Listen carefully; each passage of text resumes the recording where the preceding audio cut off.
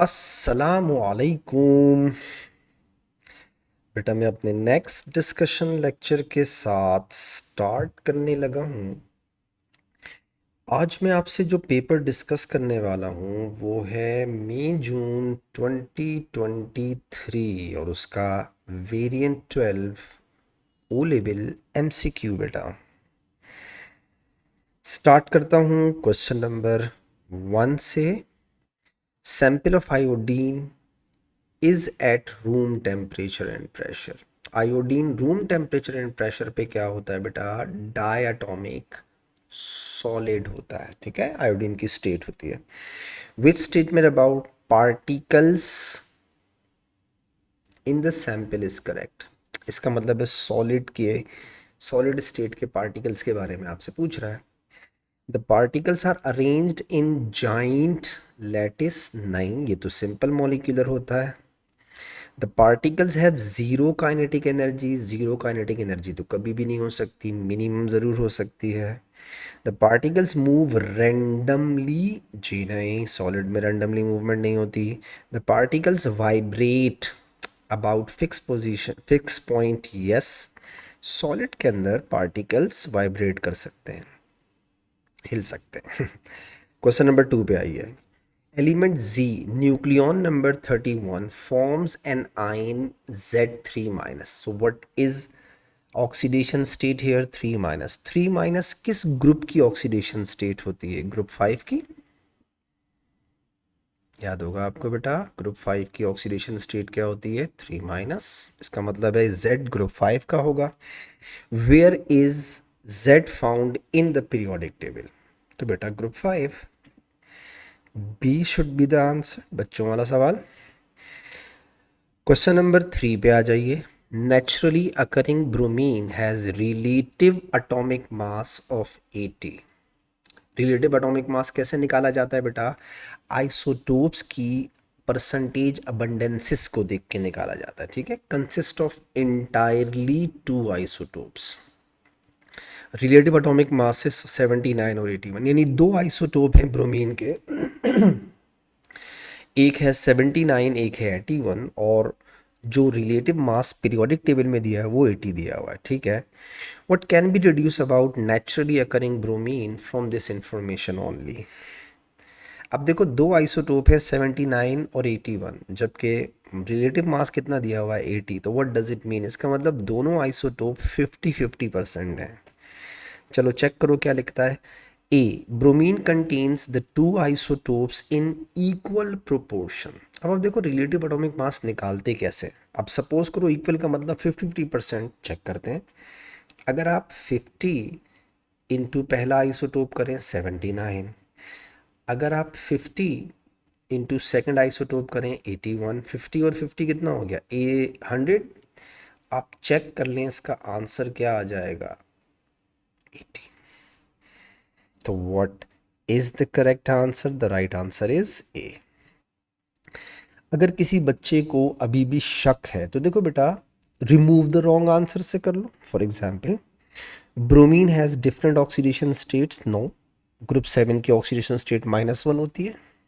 Bromine isotope have different number of protons. Isotope के अंदर protons different होते ही नहीं है, प्रोटॉन सेम होते हैं, न्यूट्रॉन डिफरेंट होते हैं। Bromine is radioactive. जी नहीं। एस्टाटीन ग्रुप 7 का रेडियो एक्टिव होता है। एस्टाटीन जो सबसे नीचे होता है। तीन गलत हो गए, ऑब्वियसली आंसर क्या आ गया? ए। तो अगर कभी किसी क्वेश्चन में आपको डाउट हो रहा तो उसका आसान तरीका है सॉल्व करने का। देखो, एमसीक्यू सॉल्व करने के दो तरीके होते हैं ना। Choose the right answer, remove the wrong answers. तो मैं रिमूव द रॉन्ग आंसर्स करूं तब भी मेरे पास आंसर क्या आएगा बेटा? ए। क्वेश्चन नंबर 4 पे आता हूं। Element X and element Y react together to form a compound. ठीक है, the electronic configuration of X and Y are this. देखो 283 यानी ग्रुप 3 का हो गया ये। एलिमेंट वाई 26 यानी ग्रुप 6 का हो गया ये। तो एक्स की ऑक्सीडेशन स्टेट 3+ और ग्रुप 6 वालों की क्या होती है? 2-। तो जब ये कंपाउंड बनाएंगे तो ये ऐसा होगा, X2Y3 ऐसा हो जाएगा। ठीक है। Group 3 metal, group 6 non metal, और बॉन्ड कौन सा बनेगा इनका, आयोनिक बनेगा। ठीक है। अब देखते हैं क्या बोलता है, which row shows the electron transfer, पहली बात, that takes place and the type of compound form. Okay, compound तो जाहिर बात है मेटल नॉन मेटल है, ग्रुप 3 के मेटल और ग्रुप 6 का नॉन मेटल, तो आयोनिक बनेगा। तो कोवेलेंट वाले ऑप्शन हटा दूं, ये हट जाएगा, ये हट जाएगा, यानी ऑप्शन ए हटा दो, ऑप्शन सी हटा दो। डन हो गया है, बी और डी में से कोई एक आंसर होगा। अब चेक करें एलिमेंट एक्स के लिए क्या लिख रहा है, 2 atoms each loses 3 electron. Check करें क्या एक्स के 2 एटम्स हैं, हाँ हैं। क्या हर एटम 3 इलेक्ट्रॉन लूज कर रहा है, यस।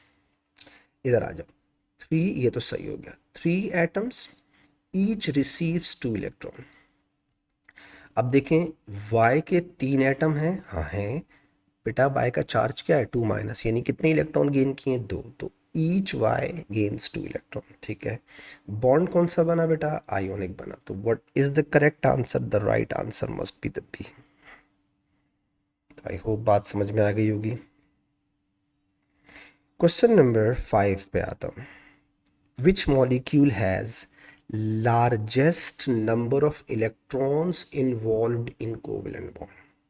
देखो बेटा, एक कोवेलेंट बॉन्ड में 2 इलेक्ट्रॉन होते हैं, तो largest number of electron involve का मतलब हो गया सबसे ज्यादा नंबर ऑफ कोवेलेंट बॉन्ड्स, उसी के अंदर ज्यादा इलेक्ट्रॉन्स होंगे। एक बॉन्ड के अंदर 2 इलेक्ट्रॉन होते हैं। चेक कर लो, C2H4 का स्ट्रक्चर ऐसा होता है, इथीन है ना, ऐसा होगा ये। अब आप चेक करें बेटा इसमें कितने नंबर ऑफ बॉन्ड्स हैं, 1 2 3 4 5 6, 6 बॉन्ड्स हैं। 6 कोवेलेंट बॉन्ड्स का मतलब हो गया 12 इलेक्ट्रॉन्स। कार्बन डाइऑक्साइड देखो बेटा, CO2 ऐसा होता है, 4 बॉन्ड्स हैं, 4 बॉन्ड्स का मतलब हो गया इलेक्ट्रॉन 8 हो गए। CH3OH को देखिएगा, 1O1, और ये हो गया CH3। बॉन्ड्स गिन लो कितने हैं, 1 2 3 4 5, 5 कोवेलेंट बॉन्ड्स यानी 10 इलेक्ट्रॉन।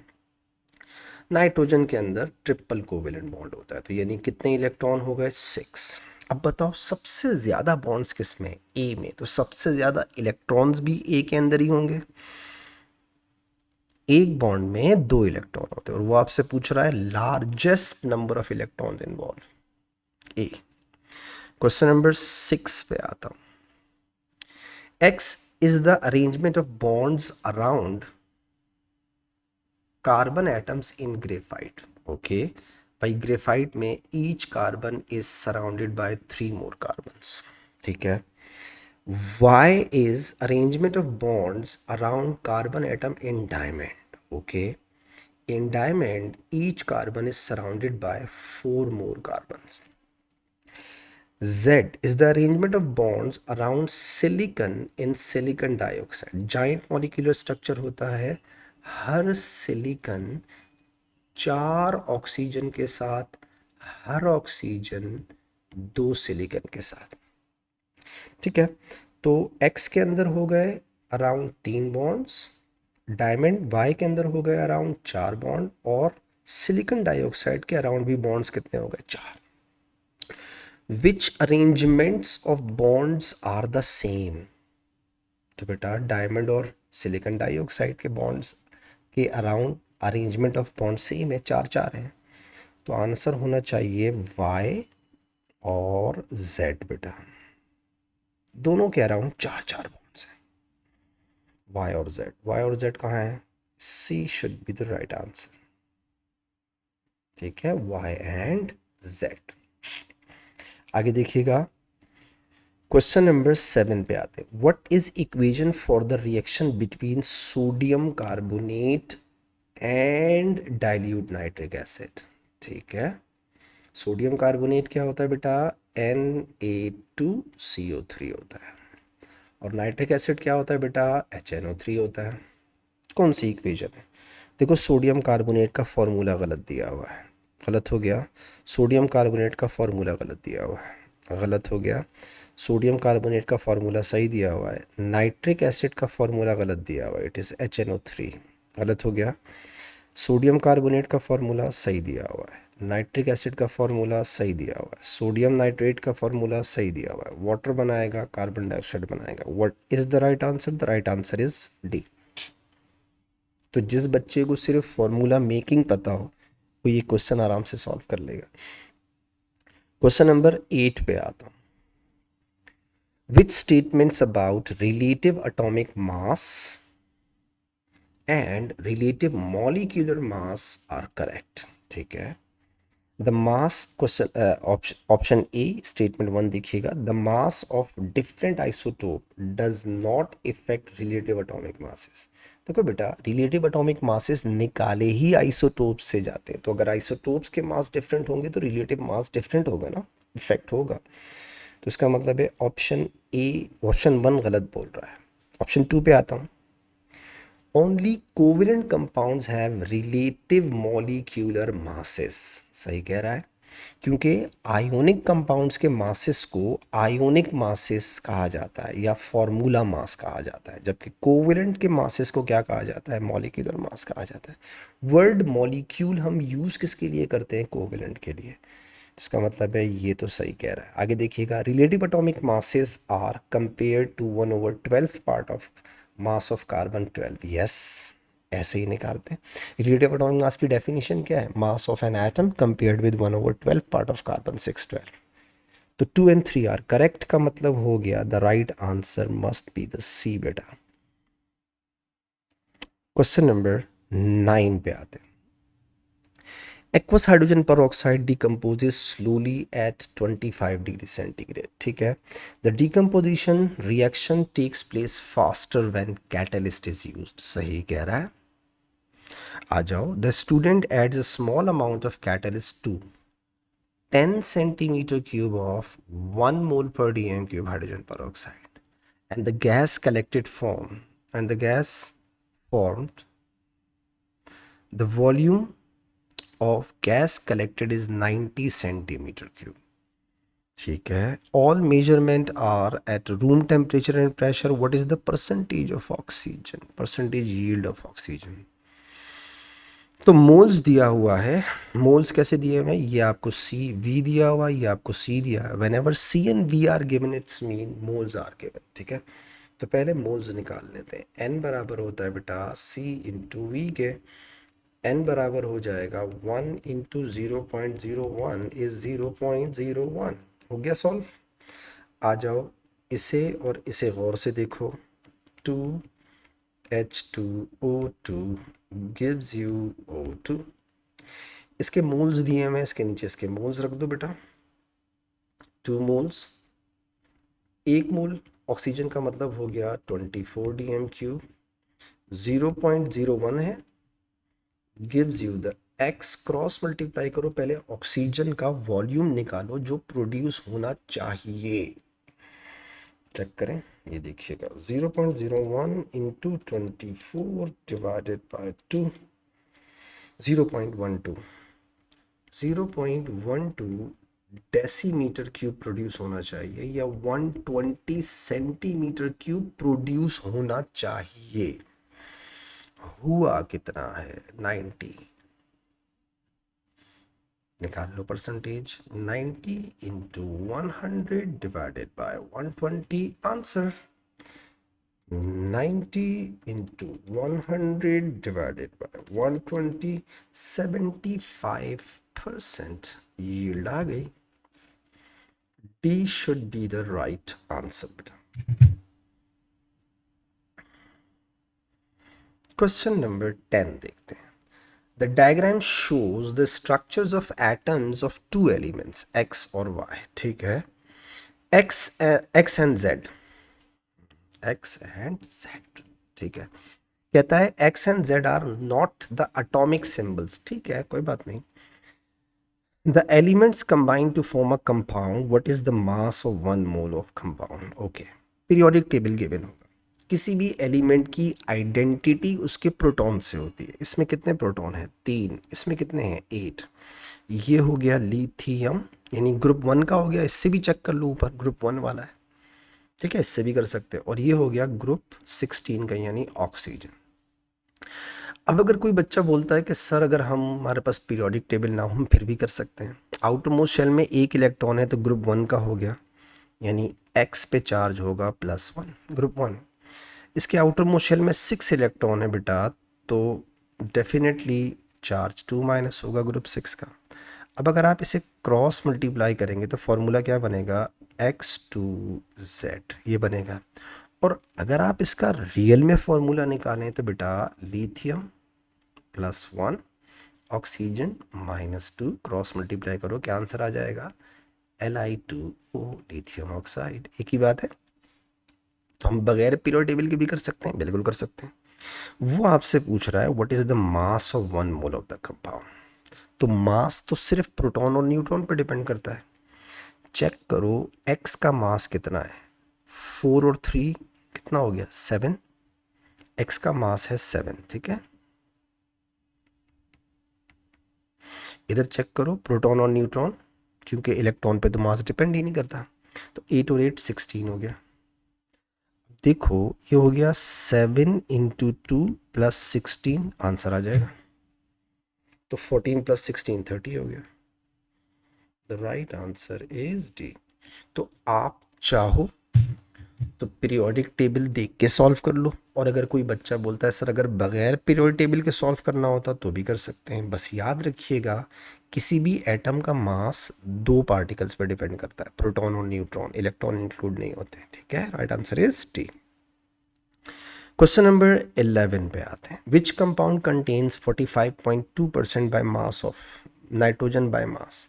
मेरी आप खुद निकाल लेंगे ना यार, कुछ तो खुद कर लो भाई। ऑप्शन ए देखिएगा, 14 + 2 + 24 + 4 + 14 + 2, ठीक है। सबका टोटल मास निकाल लो कितना आ रहा है। 14 + 2 + 24 + 4 + 14 + 2, 60 मार्क्स आ रहे हैं। अब 60 में नाइट्रोजन कितनी है, 14 और 14 28, तो 28 × 100 डिवाइडेड बाय 60।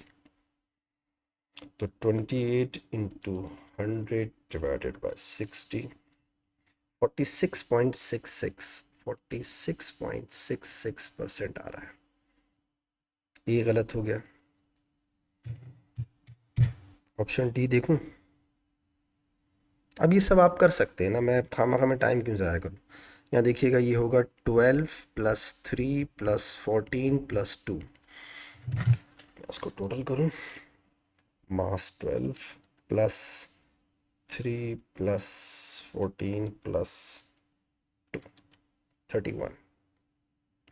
31 में नाइट्रोजन कितनी है, 14, तो आपने कहा 14 × 100 डिवाइडेड बाय 31, 14 × 100 डिवाइडेड बाय 31, 45.16, 45.16 यानी 45.2%।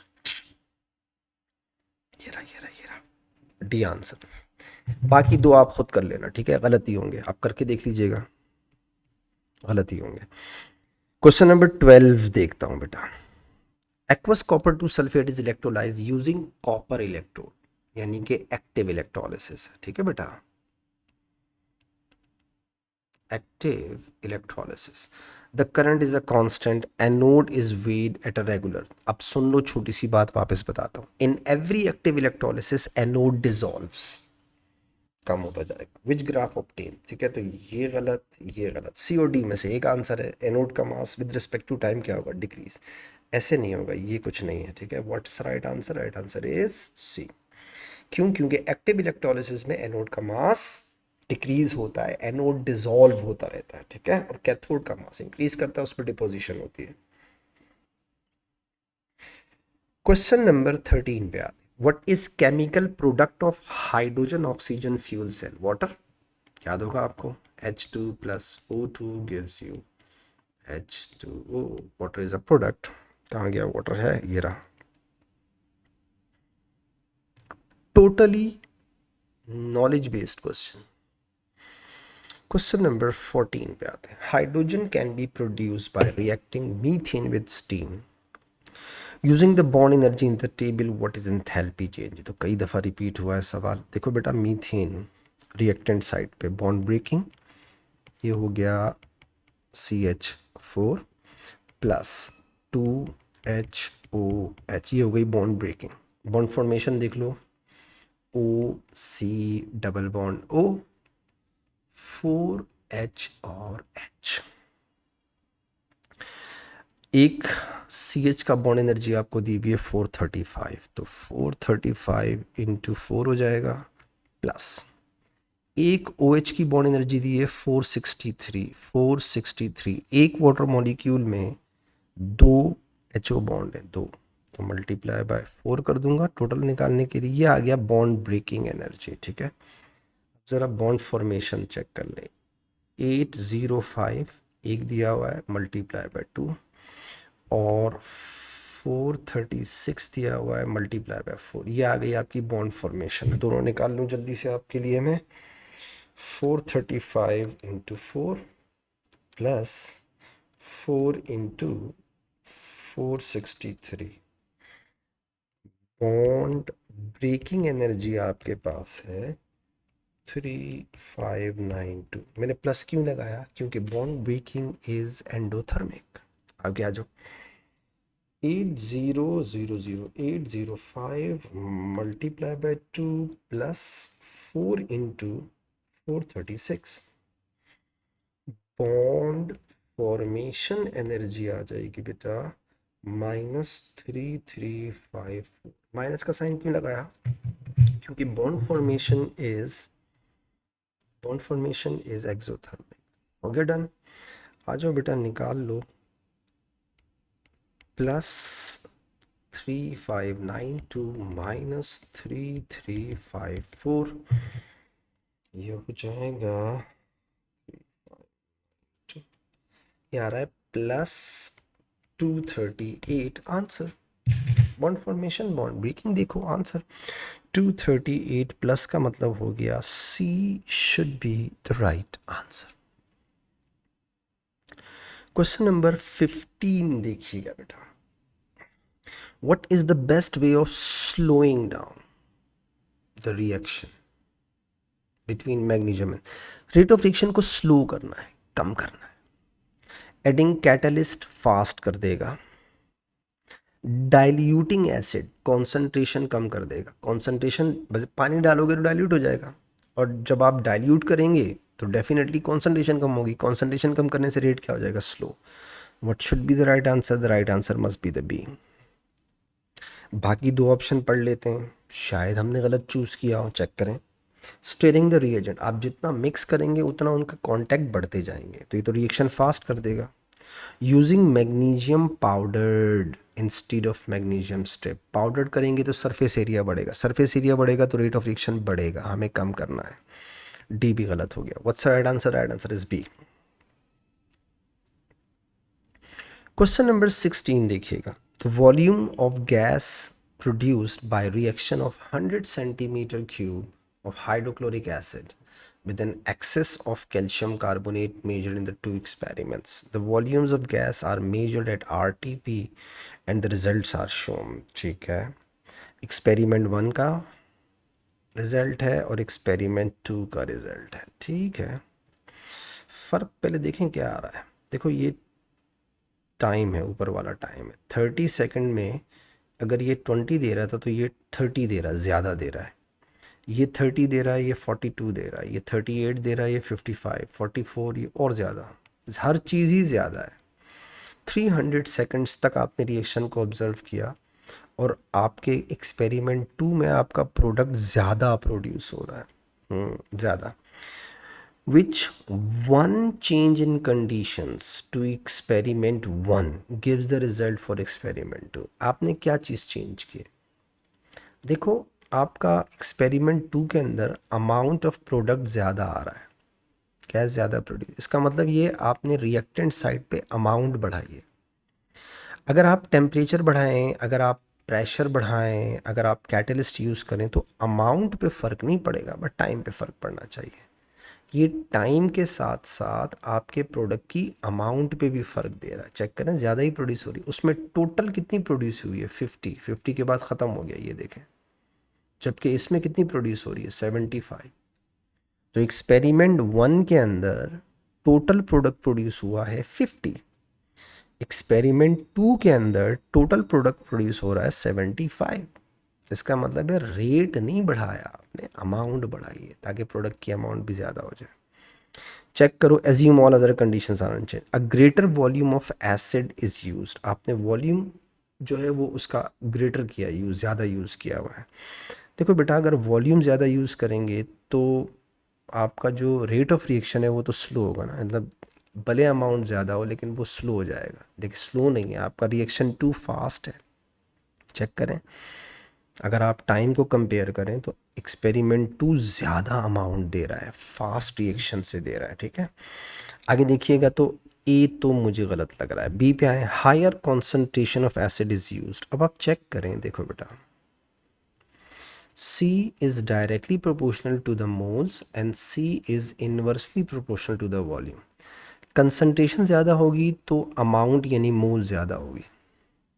तो कंसंट्रेशन बढ़ाने से रेट भी फास्ट हो गया और कंसंट्रेशन बढ़ाने से मोल ज़्यादा हो गए तो प्रोडक्ट भी ज़्यादा हो गया, अमाउंट बढ़ गई ना। Amount of product depends upon amount of reactant, तो इसमें दोनों काम हो रहे हैं। ठीक है, रेट भी बढ़ रहा है और अमाउंट भी बढ़ रही है। आगे चेक करते हैं, smaller pieces of calcium carbonate used, तो वो सिर्फ रेट को बढ़ाएगा, अमाउंट नहीं बढ़ाएगा। ये भी गलत हो गया, हमें तो दोनों चीज़ें बढ़ानी है, रेट भी और अमाउंट। ऑप्शन 3 पे आते हैं और डी पे आते हैं, the temperature of the acid is higher. वही बात, आप टेम्परेचर बढ़ाएंगे तो रेट बढ़ेगा ना, अमाउंट थोड़ी बढ़ेगी प्रोडक्ट की। ये भी गलत, तो दोनों चीज़ें बढ़ रही हैं, रेट भी बढ़ रहा है और अमाउंट भी बढ़ रही है। इसका मतलब है what is the best option, B. Question number 17 देखिएगा, hydrogen is made industrially by reaction shown. ठीक है, और ये एक्सोथर्मिक रिएक्शन है, माइनस में दिया हुआ एंथैल्पी चेंज। ठीक है, statements about this industrial process are given. ठीक है, which statements are correct, choose करना है। चले आए, statement number 1, a high pressure can be use to increase the rate of formation of hydrogen. देखो बेटा, क्या प्रेशर बढ़ाने से रेट बढ़ता है? यस, बढ़ता है। मैंने आपको केमिकल इक्विलिब्रियम में एक नसीहत की थी, do not mix equilibrium shifting with rate of reaction. Pressure बढ़ाने से गैसेस हैं तो डेफिनेटली उनका रेट बढ़ेगा। आगे देखो, a high pressure can be use to shift the equilibrium to the right. Pressure बढ़ाने से इक्विलिब्रियम वहाँ जाता है जहाँ मोल्स कम हो, रिएक्टेंट और प्रोडक्ट दोनों साइड पे मोल्स इक्वल हैं, तो प्रेशर का इफेक्ट इक्विलिब्रियम की शिफ्टिंग पे नहीं पड़ेगा, रेट पड़ेगा, इक्विलिब्रियम शिफ्टिंग पे नहीं पड़ेगा। और दो अलग अलग चीज़ें मिक्स कभी मत करना, नसीहत याद है ना। ऑप्शन 3 देखिएगा, high temperature can be use to increase the rate. देखो दोबारा सुन लो, टेम्परेचर बढ़ाया, कह रहा है इंक्रीज द रेट। यस, सही बोल रहा है, टेम्परेचर बढ़ाने से रेट बढ़ता है। आगे आओ, high temperature can be use to shift the equilibrium to the right. अब सोचो, एक्सोथर्मिक है, एक्सोथर्मिक में टेम्परेचर बढ़ाने से इक्विलिब्रियम लेफ्ट शिफ्ट होता है, बैकवर्ड आ जाएगा, राइट पे नहीं जाएगा। तो ये राइट वाली बात गलत बोली है इसने, एक्सोथर्मिक है ना। हाँ, अगर ये एंडोथर्मिक होता तो फिर तो जाहिर बात है टेम्परेचर बढ़ाने से राइट साइड पे जाता। तो सिर्फ दो स्टेटमेंट सही हुए, 1 एंड 3। 1 एंड 3 का मतलब हो गया B should be the right answer बेटा। आगे देखो, क्वेश्चन नंबर 18 पे आते हैं, the table refers to two important industrial gaseous reaction। Hydrogen और नाइट्रोजन से अमोनिया बन रही है, यानी हैबर प्रोसेस है। कैटलिस्ट यूज हो रहा है निकल, निकल यूज नहीं होता, आयरन यूज होता है। ठीक है, इसने कोई गड़बड़ की है। उसके बाद है oxygen plus sulphur dioxide, sulphur trioxide, यानी कॉन्टैक्ट प्रोसेस है। ठीक है, और उसमें कैटलिस्ट क्या यूज़ किया हुआ है इसने? विनेडियम 5 ऑक्साइड, विनेडियम 5 ऑक्साइड, V2O5, सही बोल रहा है। Which catalysts are correctly stated. Okay, तो एक रिएक्शन 1 के लिए गलत है और रिएक्शन 2 के लिए कैटलिस्ट सही है, तो नो और यस, यानी right answer is B. Totally knowledge based question. जिस बच्चे को हैबर और कॉन्टैक्ट प्रोसेस के कैटलिस्ट के बारे में याद नहीं है तो गड़बड़ करेगा ना। क्वेश्चन नंबर 19 पे आता। Iron two ions react with chlorine, ठीक है, with statement about this reaction is correct, तो पढ़ना पड़ेगा। Chlorine is reduced by iron two ion, check करो, आयरन 2+ से जा रहा है 3+ में, ऑक्सीडाइज हो रहा है, ऑक्सीडेशन स्टेट इंक्रीजेस। क्लोरीन 0 से जा रहा है माइनस में, रिड्यूस हो रहा है। उसने लिखा है क्लोरीन इज रिड्यूस्ड, सही कह रहा है, by iron two ions, yes. तो जो रिड्यूस होता है वो ऑक्सीडाइजिंग एजेंट होता है और जो ऑक्सीडाइज होता है वो रिड्यूसिंग एजेंट होता है। इसका मतलब है आयरन टू आयन ने क्लोरीन को रिड्यूस किया। राइट आंसर इज ए। मेरा नहीं ख्याल बाकी चीज़ें आपको पढ़नी चाहिए, वैसे भी हो जाएगा। ऑक्सीडाइज हो रहा है तो रिड्यूसिंग एजेंट हो गया, रिड्यूस हो रहा है तो ऑक्सीडाइजिंग एजेंट हो जाएगा। आगे आ जाओ, क्वेश्चन नंबर 20 पे आ। Which reagent and observation describes the test for reducing agent. Reducing agent को किससे चेक करते हैं? ऑक्सीडाइजिंग से। और ऑक्सीडाइजिंग को किससे चेक करते हैं? रिड्यूसिंग से। तो बेटा आपको रिएजेंट में ऑक्सीडाइजिंग ढूंढना चाहिए, तो ए गलत हो गया, बी गलत हो गया, इन दोनों में से कोई एक आंसर है। Colour change. और now what is the colour, how do you know that KMnO4 ने किसी चीज़ को ऑक्सीडाइज कर दिया? कलर चेंज, इसका अपना कलर क्या होता है? पर्पल। और जब ये दूसरों को ऑक्सीडाइज करके खुद रिड्यूस हो जाता है तो क्या हो जाता है? कलरलेस। तो what should be the right answer? Colourless to purple गलत, पर्पल टू कलरलेस होगा। Right answer must be the B बेटा। Again knowledge based question. Question number 21 पे आता हूँ। Compound X is a gas at room temperature, ठीक है। X dissolve in water to give a solution with pH 4, इसका मतलब है एसिडिक। 7 से कम pH आ रही है ना, तो एसिडिक हो गया बेटा। Which statement about compound X is correct? Okay, इसके बारे में पूछ रहा है क्या चीज़ सही है। An aqueous solution of X will not conduct electricity. भाई aqueous solution of acids conduct electricity, ये गलत हो गया। Atoms of metallic elements are present in X। Non metal oxides are acidic like sulphur dioxide, like nitrogen dioxide, तो metallic तो नहीं है इसके अंदर, भी गलत हो गया। आपने टाइप ऑफ ऑक्साइड्स के अंदर छोटी सी एक आइडेंटिफिकेशन पढ़ी थी। How do you no acidic oxides, non-metal oxides? How do you know basic oxides, metal oxides? तो ये non-metal होगा, not metal. C पे आओ। Atoms of hydrogen are present in X. Yes. How do I know that? क्योंकि acidic solution का मतलब ये हो गया H positive ions, तो कोई भी हो सकता है। कंपाउंड X यहाँ पे अगर मोस्ट प्रोबेबली है, इसका मतलब है कंपाउंड X HCl गैस होगी। आप HCl गैस को थोड़ा सा पानी में डालें, थोड़ा सा, ज़्यादा नहीं, तो वो थोड़ा सा pH को कम कर देगी। ज़्यादा डालेंगे pH और कम हो जाएगी। That's it. उसके बाद बोल रहा है X इज़ आयोनिकली बॉन्डेड। अभी हमने थोड़ी देर पहले एक बात बोली थी, ये नॉन मेटल ऑक्साइड्स हो सकते हैं, और नॉन मेटल कौन से बॉन्ड बनाते हैं? Covalent, not ionic. What's right answer? Right answer is again C बेटा। क्वेश्चन नंबर 22 देखिएगा। Which statement about hydrochloric acid is correct? अब तुमसे HCl के बारे में ही पूछ रहा है। अब तुम्हें HCl के बारे में पता होना चाहिए, तभी तक तुम आगे सॉल्व करोगे। Hydrochloric acid react with magnesium carbonate to form 3 different products. सवाल ये है, क्या कार्बोनेट्स एसिड के साथ रिएक्ट करके 3 डिफरेंट चीज़ें नहीं देते हैं? कौन सी 3? सॉल्ट, वाटर और carbon dioxide. The right answer must be the ए। देख रहे हैं आप कितने, सिर्फ अगर आपको नॉलेज भी हो ना चीज़ों की, थोड़ी थोड़ी, खुद ब खुद सॉल्व हो जाएगा।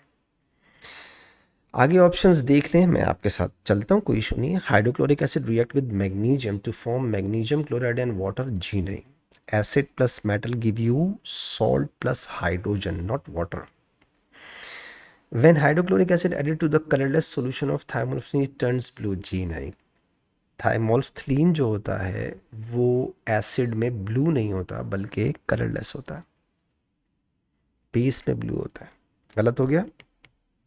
When hydrochloric acid is warm with ammonium chloride, ammonia is produced. जी नहीं, अमोनियम, अमोनिया देते हैं हाइड्रो ऑक्साइड के साथ, नॉट एसिड, एसिड के साथ नहीं देते।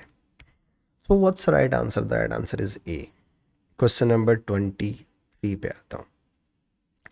The addition of calcium hydroxide to the soil reduces acidity, बिल्कुल सही कह रहा है, but also reduces efficiency of fertiliser. याद है ना आपको? क्यों? क्योंकि हाइड्रो ऑक्साइड अमोनियम आयन के साथ मिलकर के क्या प्रोड्यूस करता है? अमोनिया। तो नाइट्रोजन कंटेंट्स फर्टिलाइजर में क्या हो जाएंगे? डिक्रीज। और अगर नाइट्रोजन कंटेंट्स सॉइल में डिक्रीज हो गए तो जो ग्रोथ होती है प्लांट की वो इफेक्ट होगी ना बेटा, इसलिए। अब आप क्या कहता है? ये दो बातें होंगी, इसने दो बातें बोली, एक तो reduce the acidity of soil और दूसरा एफिशिएंसी ऑफ फर्टिलाइजर भी रिड्यूस करता है। दो काम, दो बातें होंगी। विच टू इक्वेशंस एक्सप्लेन दिस, यानी दो बातें, इनमें से कौन सी इक्वेशन है जो रिड्यूस एसिडिटी शो कर रही है और इसमें से कौन सी इक्वेशन है जो एफिशिएंसी ऑफ फर्टिलाइजर कम कर रही है? तो दो इक्वेशन ढूंढनी है। देखो बेटा, कैल्शियम हाइड्रोक्साइड एसिड के साथ रिएक्ट करेगा तो एसिडिटी रिड्यूस होगी, तो यानी एक इक्वेशन तो मुझे ये मिल गई। दूसरी इक्वेशन जिसमें नाइट्रोजन कंटेंट सॉइल में से निकल रहे हो, चेक करो कहाँ है, ये रही। तो ये जो एफिशिएंसी रिड्यूस हो रही है उसकी इक्वेशन ये हो गई। तो ये होना चाहिए 2 and 3। The right answer must be the C बेटा। तो दो इक्वेशंस हैं, उसमें से एक इक्वेशन रिड्यूस एसिडिटी को शो कर रही है और एक इक्वेशन एफिशिएंसी ऑफ फर्टिलाइजर को रिड्यूस शो कर रही है। तो दो इक्वेशंस हो गई। Question number 24, which anion are contain salt that are always soluble in water? Solubility key point, all nitrates are water soluble. C should be the right answer। सिर्फ याद रखने से भी हो जाएगा सॉल्व। क्वेश्चन नंबर 25 पे आता हूँ। The element phosphorus is immediately below nitrogen in the periodic table. बिल्कुल सही कह रहा है। अब अगर पीरियोडिक टेबल चेक करें ना तो ऊपर मिलेगा नाइट्रोजन, उसके बिल्कुल नीचे क्या होगा बेटा? फॉस्फोरस। सही तो कह रहा है। It forms an oxide of empirical formula P2O5। ठीक है, एसिडिक ऑक्साइड होता है, नॉन मेटल ऑक्साइड होता है। From the position of phosphorus in the periodic table the element is expected to be dash and the bond in this oxide to be dash. तो covalent होगा, non metal oxide है। तो ionic वाले ये जो 2 वाला है ये तो हट गया ना, 2 और ये 1 है, तो आयोनिक वाले ऑप्शन हटा दूँ। ये लो। अब सवाल ये है कि फॉस्फोरस नॉन मेटल है या मेटल है? नॉन मेटल है। बॉन्ड कौन सा बनाएगा? Covalent. What should be the right answer? The right answer must be the C. मुझे नहीं लगता ये किसी बच्चे को प्रॉब्लम हुई होगी इसमें। क्वेश्चन नंबर 26 देखिए बेटा, which statement is correct? Group 1 elements are less reactive than group 2। गलत बात बोल रहा है। Group 1 metals are most reactive, not, आगे पढ़ने की ज़रूरत ही नहीं है। Group 1 elements are stored under oil. बिल्कुल सही कह रही है ये बात, अंडर ऑयल स्टोर करने, to avoid reaction with air and moisture. बिल्कुल सही कहा है इसने। Right answer is B. ठीक है, ग्रुप 1 के मेटल्स को आप हमेशा ऑयल में स्टोर करते हैं। एटीपीज में भी बताया था, ग्रुप 1 की प्रॉपर्टीज़ के अंदर भी बताया था आपको बेटा, वरना वो डायरेक्टली रिएक्ट कर जाते हैं एयर के साथ। Question number 27। अच्छा, बाकी पढ़ने की ज़रूरत नहीं है इसलिए नहीं पढ़ रहा हूँ। जहाँ मुझे डाउट होता है किसी ऑप्शन के ऊपर वहाँ फिर हम लोग दूसरे ऑप्शंस भी पढ़ सकते हैं। नहीं हो डाउट आगे चले जाएं, कोई बात नहीं। Question number 27, the table shows some properties of transition elements. ठीक है, and the reasons why they have these properties. ठीक है, property or reason, which row shows correct property and the reason why transition elements show this property? चलें, option A देखें क्या बोलता है। Iron has two common oxidation state, 1 and 2। जी नहीं, 2 and 3। Iron 2+ और आयरन 3+ होता है, तो ये तो स्टेटमेंट गलत हो गया। बी पे आ जाओ। Nickel can be used as catalyst, ठीक कह रहा है। The use of nickel raises the activation energy. क्या कैटलिस्ट एक्टिवेशन एनर्जी को रेज करता है? जी नहीं, तो कैटलिस्ट एक्टिवेशन एनर्जी को लोअर करता है ना, तो ये गलत हो गया, बी गलत। सी पे आ जाओ। The reaction of aqueous sodium hydroxide with the salt of a transition element can be used to identify the element, yes। जैसे आयरन 2+ आयन ग्रीन पीपीटी देगा, आयरन 3 रेड ब्राउन पीपीटी देगा, क्रोमियम 3+ ग्रीन पीपीटी देगा, copper 2+ blue PPT देगा। तो सही तो कह रहा है, सोडियम हाइड्रोक्साइड के साथ आइडेंटिफाई कर सकते हैं। रीज़न क्या लिखा हुआ है? Transition metal hydroxide are often coloured. जाहिर बात है, क्यों? क्योंकि ट्रांजिशन मेटल के जो कंपाउंड्स होते हैं, हाइड्रोक्साइड कंपाउंड है ना, कंपाउंड क्या होते हैं ट्रांजिशन मेटल के? कलर्ड होते हैं। तो प्रॉपर्टी प्लस एक्सप्लेनेशन दोनों सही हैं। ऑप्शन डी पढ़ते हैं अपनी समझ के लिए। Transition elements have high melting point, सही कह रहा है, बिल्कुल सही बोल रहा है। आगे क्या बोलता है? The presence of varying number of electrons in the sea of delocalise electron weakens the metallic lattice. उल्टा बोल रहा है, जितने ज़्यादा इलेक्ट्रॉन उतनी स्ट्रॉन्ग मेटालिक बॉन्ड होगी, तो ये गलत बात बोल रहा है, इसका मतलब है डी भी गलत है। So what is the correct answer? The right answer is C. Question number 28 देखिए बेटा। Which equation is correct? Copper को ऑक्सीजन से कॉपर ऑक्साइड बना रहा है, ठीक है। मैग्नीशियम को सल्फ्यूरिक एसिड के साथ मैग्नीशियम सल्फेट बना रहा है, हाइड्रोजन बना रहा है, ठीक है। सोडियम को वाटर के साथ रिएक्ट करके सोडियम ऑक्साइड बना रहा है, जी नहीं, सोडियम हाइड्रोक्साइड देता है, गलत हो गया। जिंक को नाइट्रिक एसिड के साथ रिएक्ट करके जिंक नाइट्रेट और हाइड्रोजन दे रहा है, बट जिंक नाइट्रेट का फॉर्मूला गलत है, ZnNO3 टेकिंग ट्वाइस होनी चाहिए, तो डी गलत। अब ए और बी में से कोई एक सही है, इक्वेशन तो दोनों सही है। Which equation is correct? Check करें, इक्वेशन 1 जो है सही तो है बट बैलेंस्ड नहीं है। यहाँ पे 2 कॉपर हैं, यहाँ 1 कॉपर है, यहाँ 1 की जगह 2 होना चाहिए था, तो मैं इस पर के इक्वेशन बैलेंस नहीं है हटा रहा हूँ। इक्वेशन बी जो है वो बैलेंस्ड भी है और सही भी है, तो मैं बेस्ट आंसर अगर चूज करूँ तो right answer must be the B. Equation A सही थी मगर बैलेंस नहीं थी, तो वो करेक्ट बोल रहा है, तो इसका मतलब है 1 मोल से 2 मोल तो नहीं बन रहे होंगे ना, इसलिए वो उसको इनकरेक्ट बोल रहा है। वैसे जहालत है उसकी। खैर, क्वेश्चन नंबर 29 पे आते हैं। Metal X reacts with cold water to form a gas. उसके बाद बोल रहा है zinc displaces metal Y from the solution, ठीक है, यानी जिंक ऊपर है और मेटल वाई नीचे है। The carbonate of metal Z is insoluble, ठीक है। What could be the energy of X Y? अब ये टोटली नॉलेज बेस्ड सवाल है, अच्छी नॉलेज होनी चाहिए। सबसे पहले एक्स के बारे में बोल रहा है रिएक्ट विथ कोल्ड वाटर, तो बेटा कॉपर तो कोल्ड वाटर से रिएक्ट नहीं करता, तो सी हटा दूं। अब आ जाओ वाई पे। कह रहा है जिंक डिस्प्लेसेस मेटल वाई, तो यानी रिएक्टिविटी सीरीज में कल नसीमा के मंगेतर अली जैन फिरोज पप्पू हैदरा कॉपर सिल्वर और गोल्ड। इसका मतलब ये हुआ वाई जो है वो जिंक से नीचे का है, तो सोचो मैग्नीशियम नहीं हो सकता वाई, क्योंकि जिंक मैग्नीशियम को डिस्प्लेस नहीं कर सकता, मैग्नीशियम तो ऊपर है, ये रहा, ए गलत हो गया। नाउ बी और डी में से कोई एक आंसर है, तो जेड वाली देख लेते हैं। कहता है the carbonate of Z is insoluble. अब सोचो सोडियम कार्बोनेट तो सॉल्युबल होता है, वो कह रहा है insoluble, all group 1 compounds are water soluble, तो जिंक का copper carbonate is water insoluble. So what is the correct answer? The correct answer must be the B बेटा। इसका सही आंसर क्या होना चाहिए? बी होना चाहिए। नेक्स्ट देखो, क्वेश्चन नंबर 30 पे आता हूँ बेटा। Which statement about alloys is correct, यानी कि knowledge based question. They are compounds of two or more metals. They are compounds. They are not compounds. They are mixture.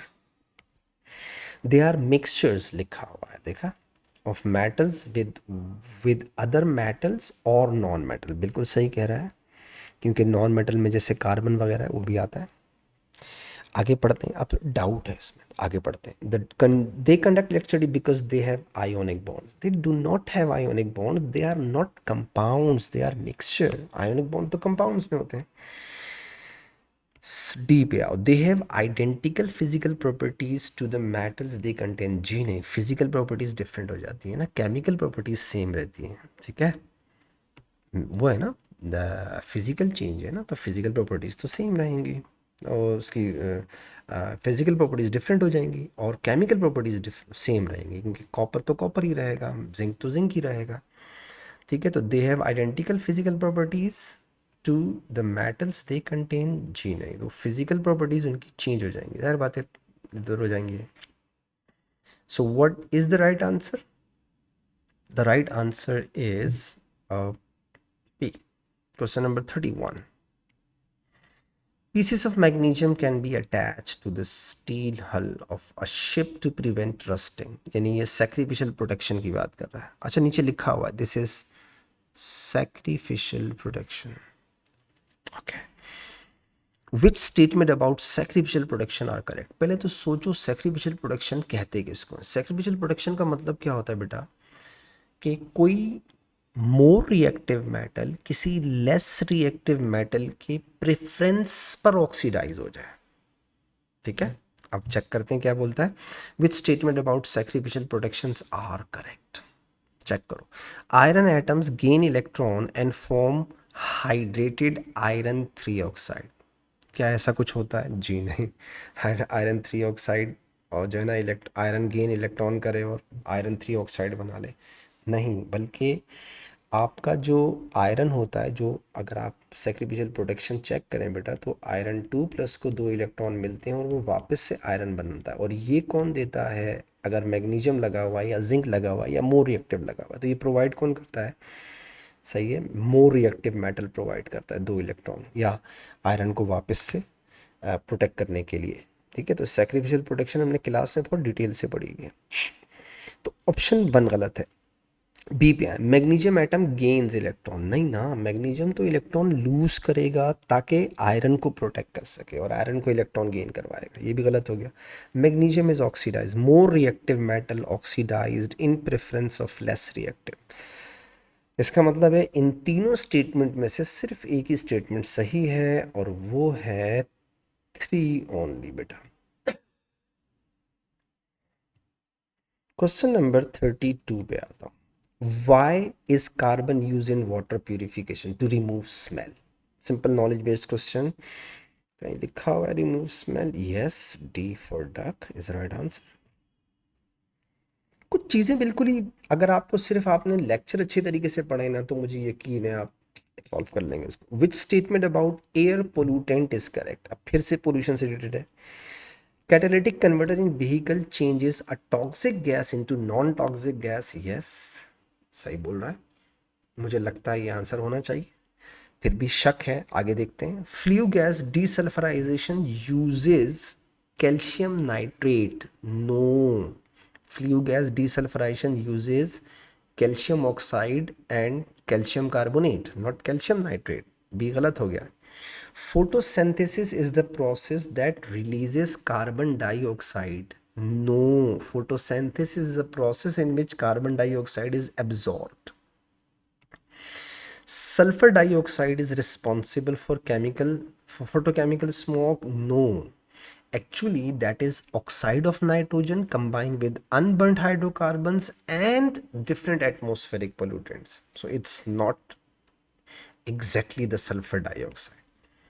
So what is the correct answer? The right answer of 33 is A. मुझे शुरू में शक था, इसलिए मैंने question mark दिमाग में रखा और आगे बढ़ गया. क्वेश्चन नंबर 34 पे देखिएगा. What is structural formula of propyl methanoate? Propyl methanoate, तो HCO ये हो गया मीथानोएट, साथ में प्रोपाइल का मतलब 3 कार्बन। This is the structure propyl methanoate. Check कर लो कहाँ लिखा हुआ है ये रहा।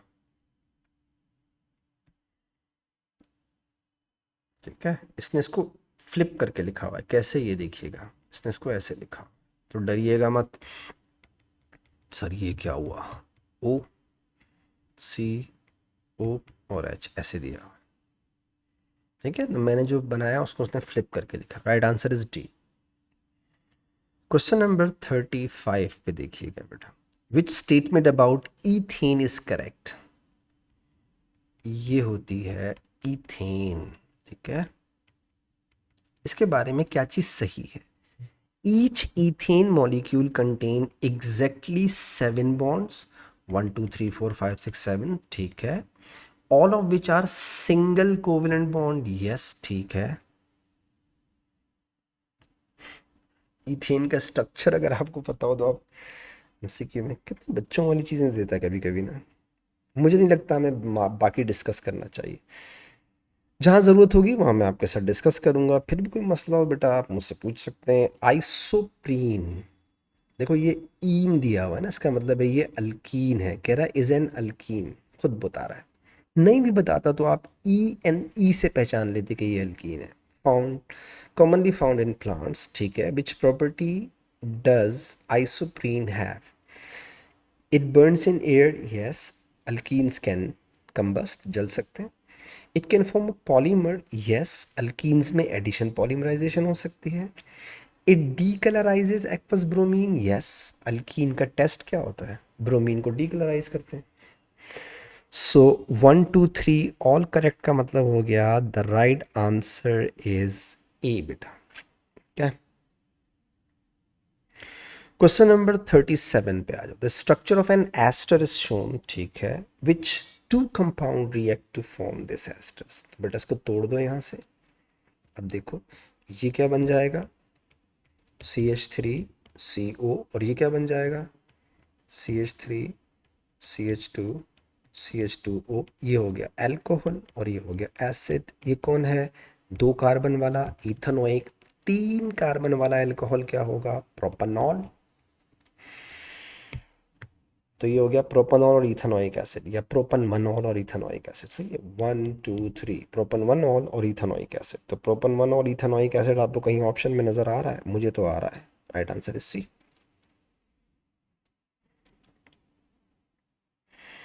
क्वेश्चन नंबर 38 देखिएगा। 25 centimeter cube of 1 mole per dm cube sodium hydroxide is titrated with a dilute sulfuric acid using suitable indicator. ठीक है, 25 centimeter cube sulfuric acid required to reach the end point. What is the concentration of sulfuric acid and which indicator? वैसे तो direct solve हो जाएगा, but अगर आपको नहीं आएगा तो मैं हेल्प कर देता हूँ। H2SO4 सोडियम हाइड्रोक्साइड के साथ रिएक्ट करेगा तो सोडियम सल्फेट और वाटर बनाएगा। ठीक है, आपको सोडियम हाइड्रोक्साइड का V दिया हुआ है, C दिया हुआ है, तो आपने मोल्स निकाल लिए। N is equal to C into V, 1 into 0.025, तो ये हो जाएगा 0.025 मोल्स आ गए। चेक करें, रेशो है 2:1 का, तो 0.025 gives you x, cross multiply करोगे 0.0125 हो जाएगा। अब आपके पास मोल्स आ गए, कॉन्सेंट्रेशन निकालो, moles upon volume, 0.0125 divided by 0.025, answer आ जाएगा 0.5। आ गया, तो इसका मतलब हुआ ये गलत और ये गलत, कॉन्सेंट्रेशन है 0.5। अच्छा, अब मैं इसका एक शॉर्टकट तरीका बताता हूँ, सुनिए। देखो बेटा, दोनों का वॉल्यूम सेम है। ठीक है, इन दोनों में रेशो है 2:1 का, तो दोनों का वॉल्यूम सेम, दोनों में रेशो 2:1। तो अगर इसकी कॉन्सेंट्रेशन 1 है तो 2:1 की वजह से इसकी कॉन्सेंट्रेशन डेफिनेटली इसकी हाफ होनी चाहिए, 0.5। ऐसे सॉल्व कर लो देख के, और अगर कैलकुलेशन से सॉल्व करना चाह रहे हो तो ऐसे कर लो, मर्जी है तुम्हारी, जो तुम्हें सही लगे। आगे आ जाओ। इंडिकेटर कौन सा यूज़ करना है? यूनिवर्सल इंडिकेटर आपको कभी भी एक्यूरेट पॉइंट, वो तो रेंज देता है ना, तो इसलिए ये तो बकवास हो गया। Right answer must be the A. Question number 39 पे आते हैं। The results of paper chromatography experiment are shown. X is an aqueous solution of the group salt of the group one element, ठीक है। Y is an aqueous solution of the salt of transition element, ठीक है। ये X है और ये Y है। Which row is correct? Larger R F value, जिसकी ट्रेवल ज़्यादा होगा उसका वैल्यू। सपोज करो ये टोटल है, सपोज अगर मैं इसे टोटल 10 करूं तो ये मैं कर देता हूँ सपोज 8, ठीक है। और ये मैं सपोज कर देता हूँ 5। तो बेटा आर एफ वैल्यू कैसे निकालोगे वाई की? स्पॉट अपॉन 10 यानी 0.8 हो जाएगा। और are F value of x कैसे निकालोगे बेटा? 5/10 तो 0.5। तो किसकी आर एफ वैल्यू ज़्यादा होगी? वाई की, क्योंकि उसका ट्रेवल ज़्यादा हुआ है। तो ये गलत, ये गलत, सी ओ डी में से एक आंसर होगा। Requires a locating agent. Locating agent किस लिए यूज़ करते हैं? To make invisible compounds visible. तो बेटा ग्रुप वन के कलरलेस होते हैं ना, ट्रांजिशन तो कलर्ड ही होंगे, तो वाई के लिए तो लोकेटिंग एजेंट ज़रूरत नहीं पड़ेगी। तो आई थिंक एक्स के लिए पढ़नी चाहिए, क्योंकि एक्स कलर्ड नहीं होगा, ग्रुप वन के कलर्ड नहीं होते ना। तो what should be the right answer? The right answer must be the C. अच्छा, वैसे इसने एक छोटी सी जहालत की है इस क्वेश्चन में। इसने कंपाउंड एक्स को कम ट्रेवल करवाया और वाई को ज़्यादा कराया, हालांकि एक्स को ज़्यादा कराना चाहिए था। उसकी मर्जी है, वो गोरा है हम काले हैं, क्या कह सकते हैं। क्योंकि ग्रुप वन वाले ज़्यादा सॉल्युबल होते हैं तो उनका ट्रेवलिंग ज़्यादा होनी चाहिए। खैर, जो उसने पूछा हमने उस तरीके से आंसर दे दिया उसको। So what is the right answer? Right answer must be the C बेटा। क्वेश्चन नंबर 40 देखिएगा बेटा। Aqueous sodium hydroxide is used to identify the ions present in aqueous solution of Q and R, ठीक है। ये Q है और ये R है, दो अलग अलग एक्सपेरिमेंट। कलर्ड सॉल्यूशन है तो ट्रांजिशन होगा, सारे ही ट्रांजिशन है, okay. Before addition of aqueous sodium hydroxide, अब क्या कह रहा है? After addition of few drops of aqueous sodium hydroxide. Green PPT दो चीज़ों के होते हैं, आयरन 2+ के हो सकते हैं, क्रोमियम 3+ के हो सकते हैं। तो Q जो है वो आयरन 2+ हो सकता है और क्रोमियम हो सकता है। तो मैं ऑप्शन डी हटा दूं, ऑप्शन बी हटा रहा हूं, ठीक है बेटा। ये देखिए हो गया। आगे देखिएगा आर के लिए। कलरलेस सॉल्यूशन है, before addition aqueous sodium hydroxide. After addition of aqueous sodium hydroxide और हीट किया, गैस के बिना ऑफ दे रहा है। अब आप सोचें, हाइड्रो ऑक्साइड किस आयन के साथ रिएक्ट करके गैस प्रोड्यूस करती है? अमोनियम के साथ, याद है ना, टेस्ट फॉर अमोनियम। इसका मतलब ये हुआ आर के अंदर कौन सा आयन है? अमोनियम। तो बेटा कार्बोनेट गलत हो गया, ammonium is right answer, A is right answer, ठीक है। कार्बोनेट एल्कली के साथ गैस नहीं देते, एसिड के साथ गैस देते। तो right answer is A. I hope बेटा मेरी डिस्कशन से आपको फ़ायदा हुआ, ठीक है। दुआओं की ख़ास दरख्वास्त है। अल्लाह हाफ़िज़।